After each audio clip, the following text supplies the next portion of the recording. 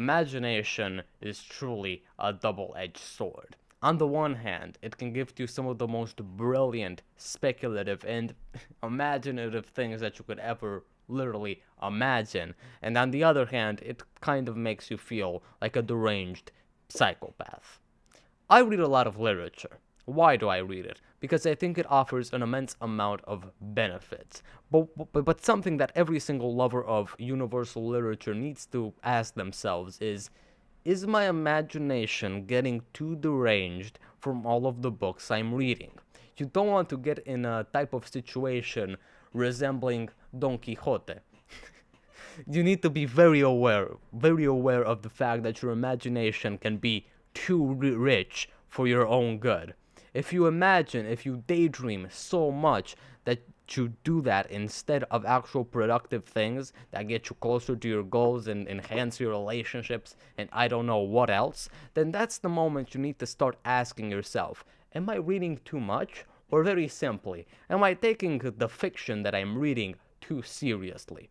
Because, of course, if you're reading Lord of the Rings, you're probably not going to mix that up with reality. But if you read magical realism, if you read the Colombian author Gabriel Garcia Marquez, you're probably going to be maybe on the wackier side of reality, to say that. You could be on the wackier side of reality. You need to remind yourself that the things you're reading are at most allegory and at least entertainment.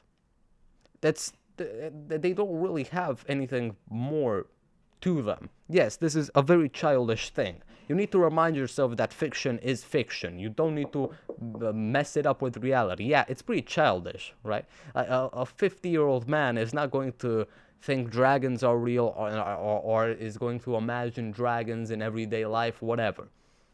But you need to remind yourself. You need to be very, very attentive at this fact. You could be a bit deranged if you take your literature, your classical philosophy, whatever, too seriously. Because everything that you're reading, even nonfiction, is fiction in some manner.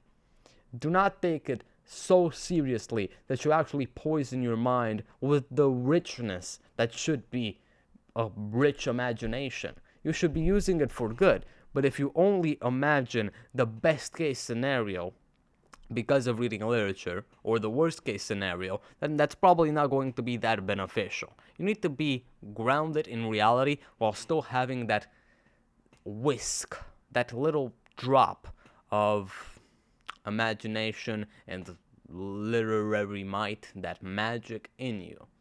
Do not stir to any of the extremes. Being too rigid with your reality, that everything that exists is what you see, I don't know what else, or too imaginative, that maybe aliens have come on Earth, maybe, I don't know, maybe fuck.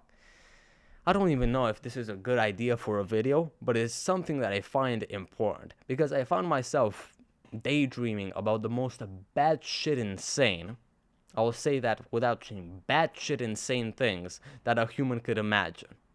And that's not necessarily a bad thing. And when I say batshit insane, I mean the most.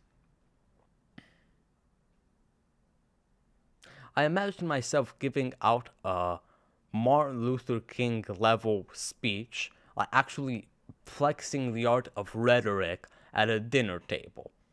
That's amazing.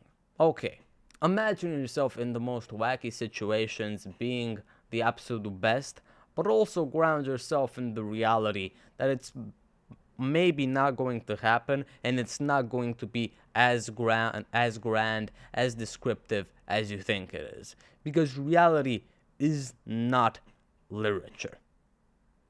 You're not living literature. Maybe you're living bad literature with the insane amount of things that happen in the world, but you need to actually pull yourself back. Not everything that you will live will be as catastrophic as Wuthering Heights or as perfect as Pride and Prejudice. I don't know what examples I could give. You need to find a middle ground. It's not going to be absolutely horrible as books depict it, or absolutely fantastic as books depict it. It took me like 3 minutes to get to this life lesson, to this conclusion. Literature exaggerates a lot. Do not confuse it, do not intermingle it with reality, because reality is so much more boring than it seems.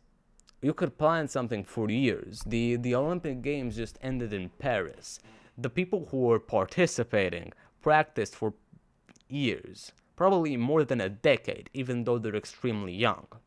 It all ended in a minute. It all ended in a minute. It has no importance. Do you remember every single person that lined up to do, I don't know, calisthenics for women or for men? No. I don't know if it exists for women. It probably should exist. It does exist. I don't know. Do you remember every single participant in the Olympic Games? No. They practiced for more than a decade for that moment, and you don't remember their name. Not everything is as exaggerated, bad, or good as your favorite books try to depict it. Your imagination is wild. We suffer more in our imagination than we do in real life, said Seneca. And that's one of the greatest maxims, quotes that you could ever memorize. But remember, your life is not a book. Your life is not what your imagination tries to depict it. You're just a side character in anyone's life besides your own. And you're going to be forgotten, and you're going to have a lot of good and bad things happen to you, but they're not going to be as exaggerated, extravagant, or saturated as your imagination, fueled by literature that you read, movies, whatever, the creative art of actually thinking and imagining. It's not going to be as vivid as those things try to trick you into thinking it's going to be. I'll see you later.